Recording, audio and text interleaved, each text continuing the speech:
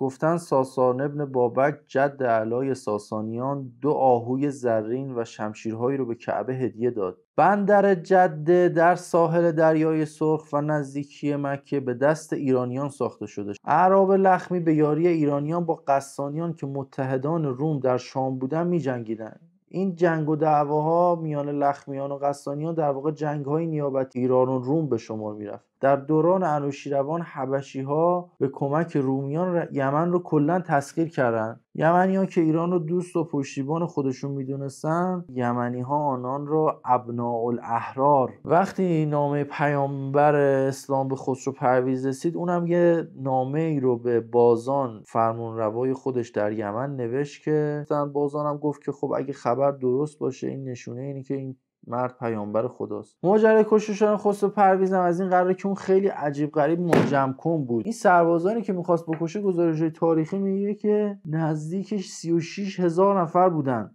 و یکی دیگه از معلم‌های اسلام برای اونها امیرالمومنین علیه السلام بودش که کلید این ماجرا زنی بود به نام آزاد، همسر شهر بن بازان، که پس از مرگ شوهرش اسیر اسود شده و اسود با اون کشته شده به دست مردی مبارک از خاندانی مبارک. همه پرسیدن کی و کدام خاندان؟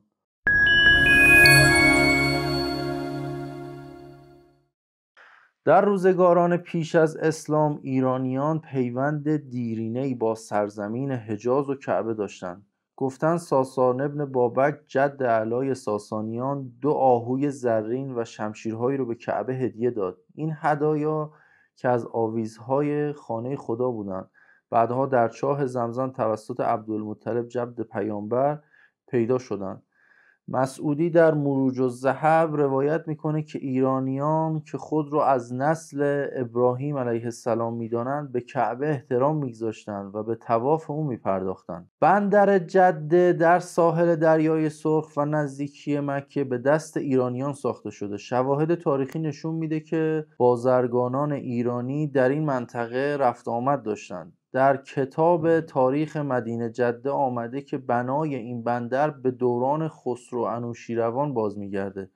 جالبه که بدونید خود خسرو انوشیروان پس از پیروزی بر رومیان وارد اون منطقه شده، از باب المندب گذشته و در شمال اون منطقه بندر جده را برای تأسیس مرکز بازرگانی ایرانیان برگزید. در کتاب تاریخ مدینه جده که یه پژوهشگر عرب عبدالقدوس انصاری اومده، میخوام بگم که این داده‌های تاریخی خودشون هم اقرار دارن که ایرانیان پیش از اسلام این بندر را ساخته و آباد کردند و از آن به عنوان یک مرکز بازرگانی دریایی و داد و ستد کالا برای مکه استفاده می‌کردند که آن هم یک مرکز مهم بازرگانی و مبادله کالا در بخش غربی شبه جزیره عربستان شده بود. خلیج فارس که کل تاریخ چند هزار سالش برای ایران بزرگ و ایرانیه، ما در مورد دریای سرخ در تاریخ مدعی هستیم. وقتی تاریخچه بندر جده رو فراموش کردیم، وقتی نمیدونیم ایرانیان یمن چه نقش مهمی در اون منطقه داشتن، معلومه که بقیه هم سوء استفاده میکنن، واسه ما زبون درازی میکنن و این حرفایی که در مورد خلیج فارس هست میزنن. برای مطالعه بیشتر در این زمینه هم به کتاب بسیار ارزشمند تاریخ و فرهنگ ایران استاد مرحوم محمدی ملایری مراجعه کنید.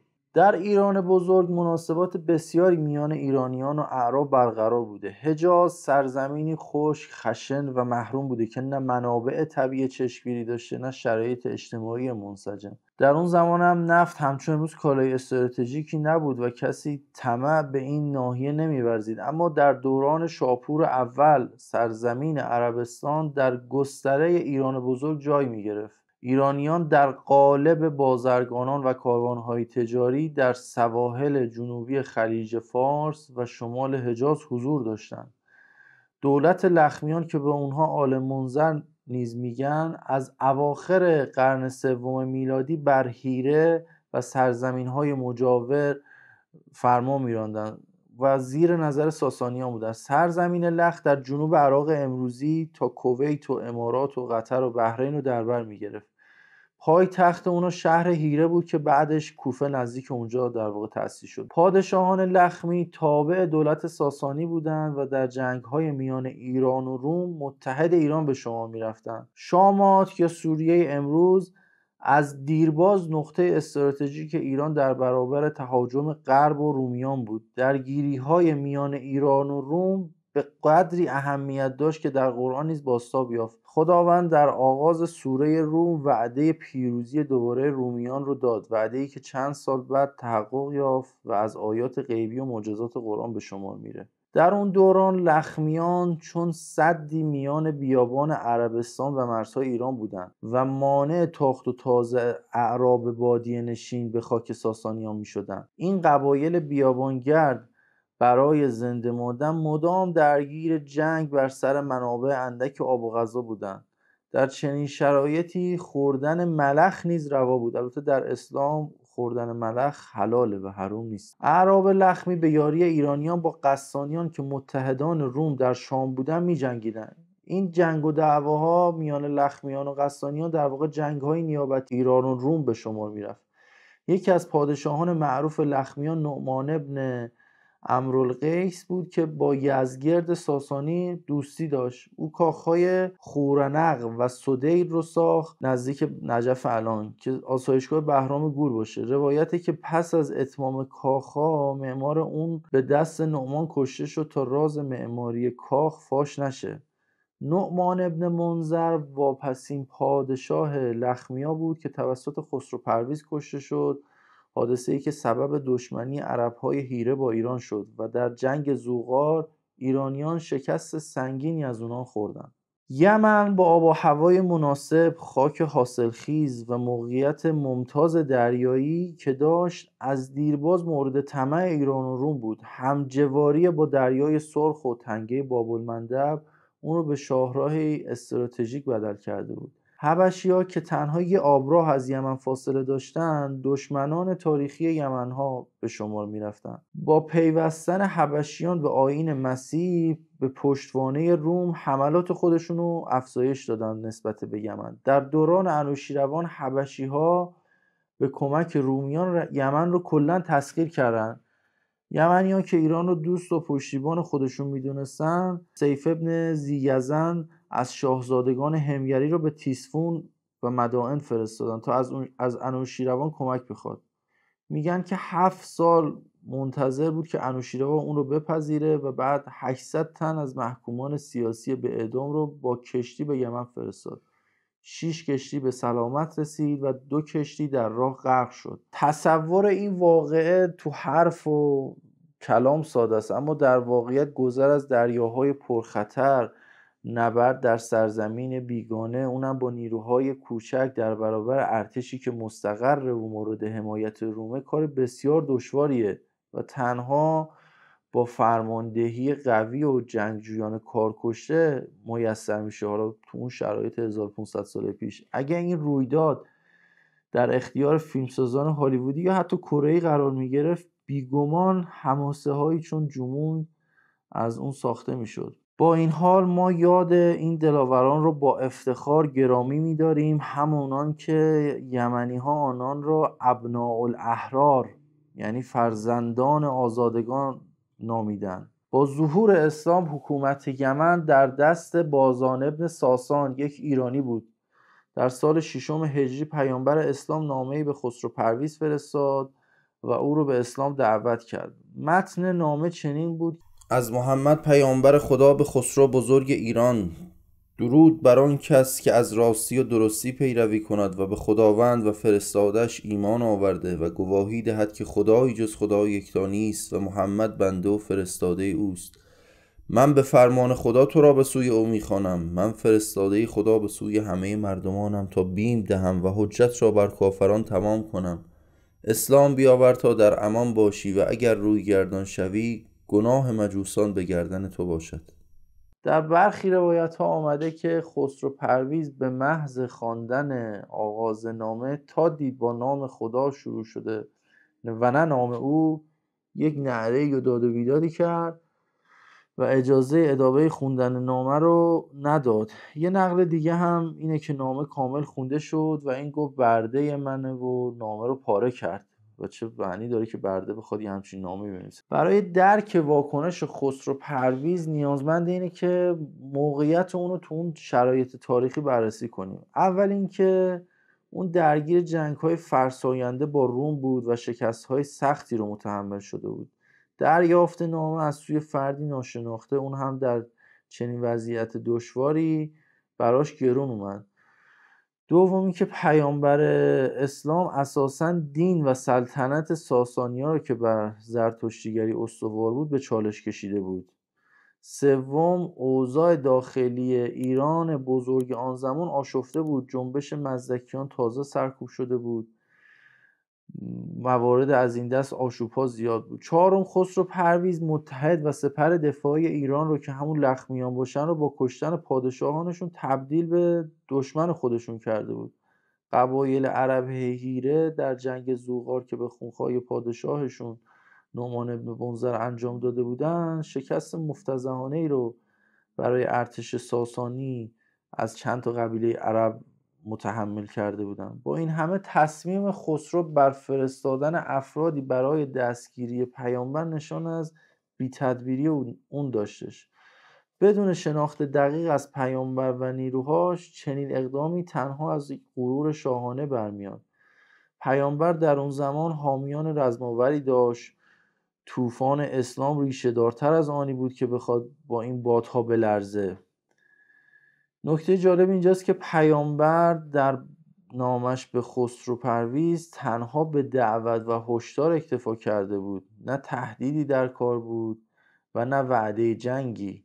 در تاریخ اسلام اولین تماس رسمی و سیاسی ایرانیان با پیامبر اسلام از سرزمین یمن آغاز شد. از همان یمنی که روزگاری مستعمره ایران بزرگ ساسانی بود و فرمانروای اون مردی از تبار پارس به نام بازان بود. وقتی نامه پیامبر اسلام به خسرو پرویز رسید، اونم یه نامه ای رو به بازان فرمانروای خودش در یمن نوشت که این محمد رو به تیسفون بیاور. تیسفون هم همین مدائن و بغداد امروزی میشه. بازان 2 تن از ایرانیان یمن به اسم بابویه و خسرو رو روانه مدینه کرد. اینا نخستین نمایندگان سیاسی ایران بودن که با پیامبر دیدار کردند. اونها با ظاهر خاص ایرانیان درباری آن زمان اومدن: کمربندهای نقره‌ای، بازوبندهای طلا، سیبیل‌های بلند و ریش‌های تراشیده. پیامبر نگاهی به چهره اونا کرد و پرسید: چه کسی شما رو اینجوری آراسته کرده؟ گفتند خدای ما خسرو پرویز چنین خواسته. پیامبر فرمود: اما خدای من را دستور داده تا سیبیل را کوتاه کنم و ریش را بگذارم. بابویه و خسرو نامه بازان را به پیامبر دادند و گفتند که اگر تسلیم شوی، بازان از تو نزد خسرو پرویز شفاعت میکنه، وگرنه تو و قومت نابود خواهید شد. پیامبر پاسخ رو به فردا موکول کرد که گفت برید و من تأملی بکنم بهتون جواب میدم. فردا پیامبر به اونا فرمود که خدای من به من خبر داد که شاه شما کشته شده. پسرش شیرویه شب گذشته شکم پدرش را دریده و تاج شاهی را از او گرفته. بروید و به بازان بگویید مسلمان شود. اگر چنین کند حکومت یمن برای او باقی خواهد ماند. پیامبر کمربند زرینی هم به اونا هدیه داد. هدیه‌ای که برخلاف رسم عرب هدیه کاملا ایرانی بود. در فرهنگ ایران کمربند نشانه منزلت و پایداری بود و این نشون میداد که پیامبر اسلام نه تنها ایرانیان را میشناخت، بلکه با احترام با آنها سخن گفت و طبیعتا مبادله‌ای بینشون بوده که این کمربند داشت. بابویه و خسرو به یمن بازگشتن و ماجرا رو به بازان گفتن. بازان هم گفت که خب اگه خبر درست باشه این نشونه اینی که این مرد پیامبر خداست. چند روز گذشت، فرستاده ای از تیسفون رسید. شیرویه در نامه‌اش قتل پدرش رو تایید کرد و بازان مسلمان شد و به دنبال او ایرانیان یمن نیز مسلمان شدند. اینا نخستین ایرانیانی بودند که به اسلام گرویدند.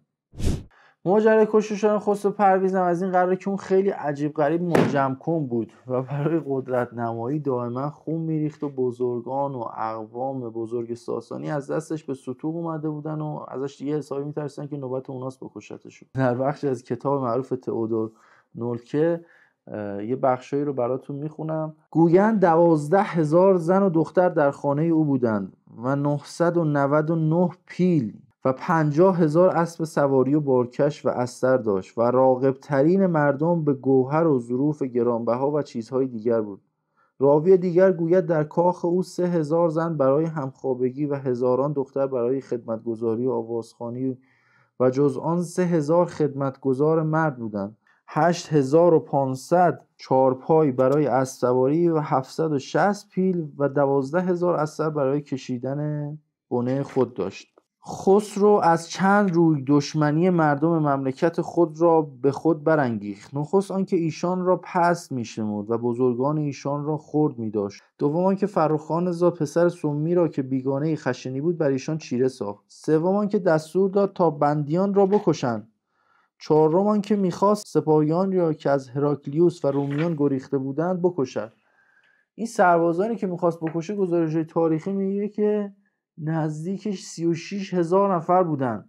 خیلی عدد زیادیه. خب معلومه علیهش میشن و بزرگان ساسانی تصمیم میگیرن که بکشنش. فرزند شیرویه رو جای پدر بگذارن. به شیرویه گفتن که ما تصمیم داریم که تو رو جای پدرت بشونیم. اگه رضایت داری که پادشاه میشی، اگه نه تو رو هم میکشیم میریم سراغ برادر بعدیت. خب طبیعیه که شیرویه هم بگه خب من حاضرم شاه بشم و از ظلم و ستمی که پدرش داشته هم به قول معروف مردم ایران رو رها بکنه. کلا تو صدای پایانی هیچ پادشاه ساسانی نمیمیره، یعنی کشته میشه. انقدر اوضاع نابسامانه که دائما با دسیسه و کشته شدن عوض میشن. با قتل خسرو پرویز قدرت مرکزی ساسانی فرو پاشید و یمن نخستین قدرتی بود که از قلمرو ساسانی جدا شد و به دولت نوپایی اسلامی پیوست. این در حالی بود که فرمانروایان یمن هنوز ایرانی بودند. ایرانیان یمن اسلام رو بیواسطه و یکی دیگه از معلم‌های اسلام برای اونها امیرالمومنین علیه السلام بودش که در گزارش‌های تاریخی داریم که حضرت 3 بار سفر کرد به یمن برای اینکه آموزش اسلام و به قول معروف به یمنی‌ها و ایرانیان یمن بده و طبیعتاً شناختن اسلام از زبان چنین آدمایی باعث میشه که اون آدما ریشه‌های قوی در ایمان و باور خودشون داشته باشن. این دینداری ناب همان بنیانی شد که بعدها از دل اون وفاداری راستینی از ایرانیان نسبت به اهل بیت برخاست، همونایی که در صف نخست یاران امیرالمومنین در جنگ‌های جمل و صفین و نهروان بودن و بسیاریشون هم در کربلا نیز جان دادن. قبیله همدان که در کنار ایرانیان یمن از نخستین مدافعان ولایت امیرالمومنین بودند، بعدها نقش محوری در تأسیس حکومت زیدیه در یمن ایفا کردند. قبیله مزحج که از اون عمار یاسر و مالک اشتر برخاستند. قبیله کنده که حجر بن عدی یار فداکار امیرالمومنین از اون برخاست و به جرم وفاداری به امیرالمومنین به دست معاویه شهید شد. اما در کنار این آموزش اسلام توسط امیرالمومنین یک تقابل تاریخی دیگه ای رخ داد. پیامبر اسلام یه فرد دیگه ای رو برای تبلیغ اسلام به یمن فرستاد، معاذ بن جبل. اون عمدتاً در میان قبیله همگر به تبلیغ اسلام پرداخت، قبیله‌ای که بعدها در جنگ صفین در جبهه معاویه ایستادن و از دشمنان سرسخت امیرالمومنین شدند. نکته عبرت آمیز اینه که معاذ بن جبل از نخستین بیعت کنندگان با خلیفه اول بود و پس از رحلت پیامبر در یمن به فرماندهی رسید. از نظر برخی منابع تاریخی او از امضا کنندگان صحیفه ملعونه بود، سندی پنهانی که طی آن جمعی در حجة الوداع پیمان بستند که در هر صورت رحلت پیامبر نگذارن خلافت به اهل بیت او برسه. و این چنین در همان سرزمین یمن 2 راه از هم جدا شدند، راهی که امیرالمومنین داشت و نقطه مقابلی که نسبت به امیرالمومنین بود و اونایی که نقشه خلافت رو داشتن که از علی گرفتن و بعد به سمت شام رفتش. اما فتنه بزرگ در راه بود. پس از بازگشت پیامبر از حجة الوداع، مردی در یمن به نام اسود انسی ادعای نبوت کرد. او جادوگر، کاهن و خوش سخن بود و قبایل یمن رو گرد خودش جمع میکرد. شهر ابن بازان، پسر بازان معروف که حاکم صنعا بود، برابر اون ایستاد اما کشته شد. اسود انسی پیامبر دروغین با همسر شهر ابن بازان ازدواج کرد. در تاریخ اسلام نخستین حرکت ارتدادی از سرزمین یمن آغاز شد، جایی که مردی مرموز با زبانی خوشگفتار خودش رو ذوخمار مینامید. اسود انسی، کاهدی که جادوی کلام و شعبده را چنان در هم آمیخته بود که ساده لوحان پیرامونش جمع شده بودن و گمان میکردن پیامبری تازه ظهور کرده. تو اون دوره هم اینجوری شما فکر کنید که دائما مردم منتظر پیامبر بودن. پیامبر بعد از فوت ساسان ابن بازان، وقتی که پسر شهر ابن بازان رو به حاکمیت صنعا میگذاره، 5-6 منطقه دیگه یمن رو براش کارگزار میفرسته. در واقع حکومت رو تقسیم میکنه بین 5-6 نفر. فقط شهر ابن بازان حاکم یمن به مرکزیت صنعا بوده، بقیه جاهای دیگر رو کارگزارهای عرب حجاز و عرب عدنانی در واقع گرفته بودن و یمنی ها که خودشون رو عرب قحطانی میدونستن هیچ وقت بزرگی و سیادت عرب های عدنانی رو نمیپذیرفتن. اسود با همین در واقع تحریک قومی قبیله تاریخی در نامه‌ای به کارگزاران عرب مسلمان حضرت پیامبر نوشت که ای نورسیدگان، آنچه از سرزمین ما گرفته اید واگذارید، آنچه از اموال ما اندوخته اید بازپس دهید، ما از شما برای این دیار سزاوارتریم. خب نکته شگفت‌انگیز تاریخ اینجاست که هنگامی که اسود به صنعا حمله کرد، همه کارگزاران عرب که از مدینه به یمن آمده بودند یکی پس از دیگری گریختند و فرار کردند. کسانی مثل ابو موسی اشعری که از نزدیک پیامبر رو دیده بودند تاب نیاوردند و فرار کردند. اما ایرانیانی که بیشترشون حتی روی پیامبر رو ندیده بودند در کران شهر ابن بازان ایستادند و در مقابل اسود مقاومت کردند. در نبردی سخت و نابرابر سپاه اندک شهر ابن بازان در مقابل توده های مختلفی که اسود از قبایل مختلف جنگ کرده بود به شهادت رسید. این اولین شهید ایرانی هستش که در راه اسلام در واقع در تاریخ جانش رو فدا کرده. ایمان او و همراهانش گواهی روشن بر این حقیقت تاریخیه که نمیشه کتمان که ایرانیان یمن نه به طمع غنیمت و حکومت و قدرت مسلمان شدن و نه از سر ترس، بلکه از سر شناخت ایمان آوردن و خیلی محکم پاش وایسادن، در حالی که کارگزاران عرب پیامبر یکی پس از دیگری فرار کردند و تنها ایرانیان یمن موندند و ایستادند. خب ایرانیان یمنی که مونده بودند بعد از شهر ابن بازان نفر بزرگشون فیروز و دادویه بود. پیامبر به اونها نامه‌ای نوشت که با این پیامبر مدعی دروغی بجنگید و مخفیانه و آشکارا به قول معروف اون رو از بین ببرید. کلید این ماجرا زنی بود به نام آزاد، همسر شهر ابن بازان، که پس از مرگ شوهرش اسیر اسود شد و اسود با اون ازدواج کرد. اما آزاد هنوز با دل و جان از شوهر ایرانیش دفاع میکرد و در دلش کینه پنهان از قاتلش، شوهرش که همون اسود باشه، داشت.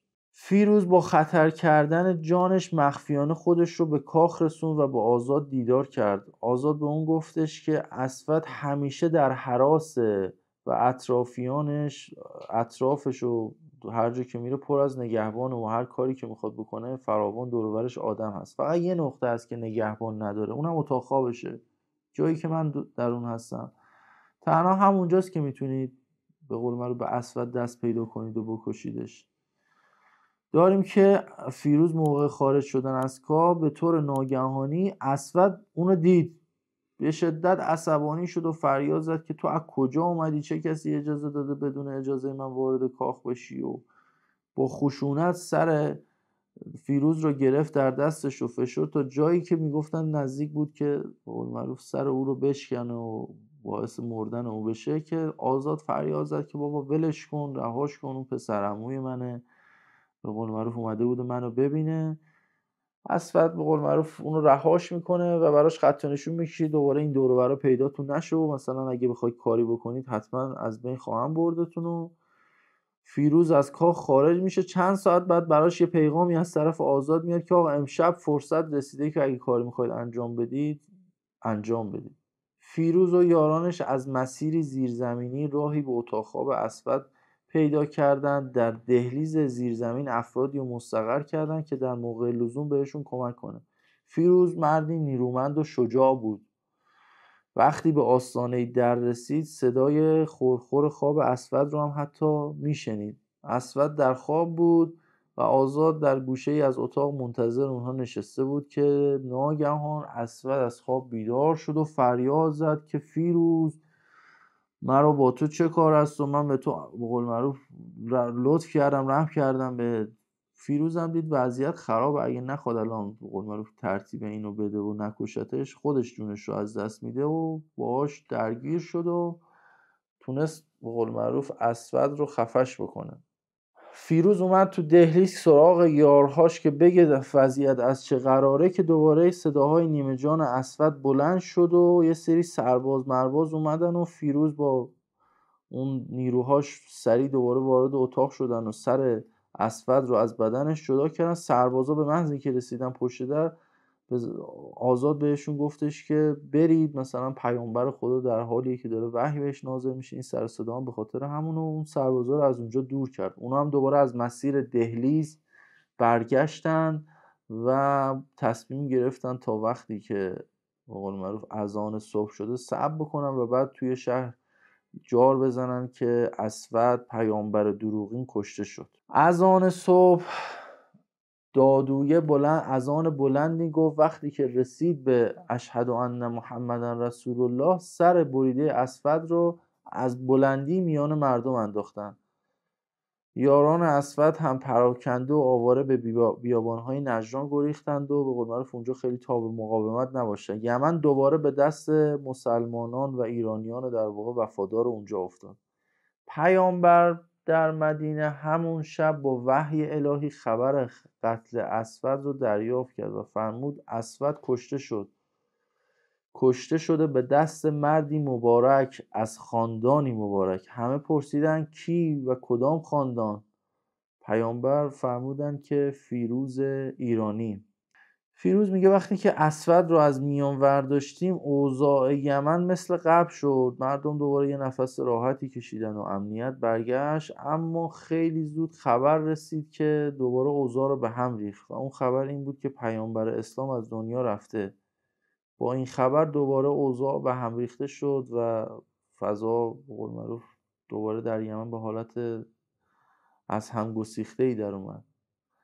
قیس ابن عبد یغوث همان کسی که زمانی دوشادوش فیروز و دیگر ایرانیان علیه اسود پیامبر دروغین می‌جنگید، حالا خودش شمشیر برداشت علیه اونا شد و به نوعی مرتد شد، از اسلام برگشت و تصمیم گرفت پیش از هر کاری فیروز رو از میون برداره. چرا؟ چون فیروز همون قهرمان قاتل اسود در دل مردم یمن جایگاه بلندی پیدا کرده بود.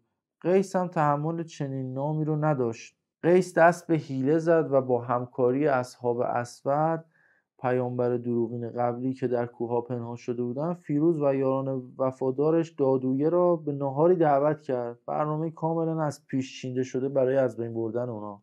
دادویه نخستین کسی بود که وارد خانه شد. همونجا که وارد خونه شد اینا ریختن سرش و کشتنش. لحظاتی بعد فیروز خواست وارد بشه. درست پیش از ورود صدای 2 زن رو از پشت بام شنید که این یکی هم همین الان کشته خواهد شد مثل اون نفر قبلی. فیروز یه درنگی کرد و وارد خونه نشد و یه خورده که مکث کرد دید اینا با شمشیر و اینا وایسادن، سریع فرار کرد و شروع کرد از اونجا دور شدن. تو مسیر دور شدنش هم دوست دیگرش جشیش دیلمی رو دید و ماجرا رو براش تعریف کرد که هر دوشون فرار کردن و در واقع پنهان شدن. وقتی قیس دید فیروز فرار کرده و باز هم یاران اسود رو در واقع به خودش فراخونده، اونا هم رفتن پنهان شدن جاهای خودشون، تو کوه‌ها خودشون رو پنهان کردن و دوباره فضای یمن و صنعا به هم ریخت. در این بین فیروز یه دست به قلم شد و نامه‌ای رو برای مدینه و به قول معروف خلیفه نوشت و شرح ماوقع داد از خیانت قیس تا قتل دادویه که اتفاق افتاده بود. اما خبری تأخر نیز اتفاق افتاد. قیس دستور اخراج تمام ایرانیان را از یمن داده بود. حتی زنان و فرزندان فیروز و دادویه نیز از این حکم بیرحمانه در امان نبودند. فیروز خب طبیعتا اهل تسلیم نبود. اون هم دست به قلم شد، نامه‌ای به قبایل عرب نوشت و از اونها یاری خواست برای جنگ با مرتدین با محوریت قیس. سپاه متحد ایرانیان و قبایل عرب تونستن قیس رو و یارانش که بیشتری ها پیامبر دروغین قبلی بودن دور و برش بودن شکست بدن و دوباره اونها رو از هم بپاشونن و دوباره شهر صنعا رو در دست بگیرن، در واقع حاکمیتش رو. اونا هم چاره‌ای نداشتن جز اینکه فرار کنن، اما تونستن خود قیس رو دستگیر کنن و به پیش خلیفه اول ابوبکر بفرستن. برو بریم.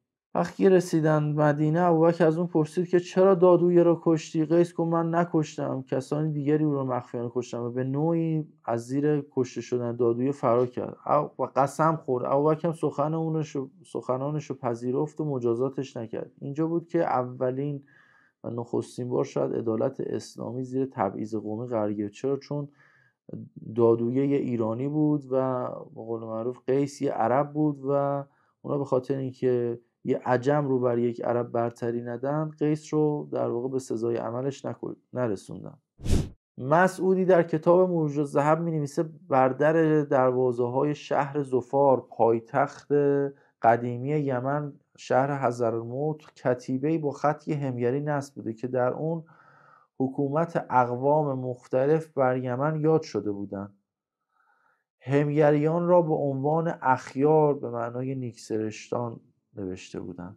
حبشیان را اشرار، ایرانیان را احرار و قریشیان را تجار، بازرگانا در واقع نوشته بودند. در میان همه اونها ایرانیان تنها آزادگان بودند و این تنها یک عنوان نبود، این یه حقیقت تاریخی بود که بر سنگ کنده شده بود.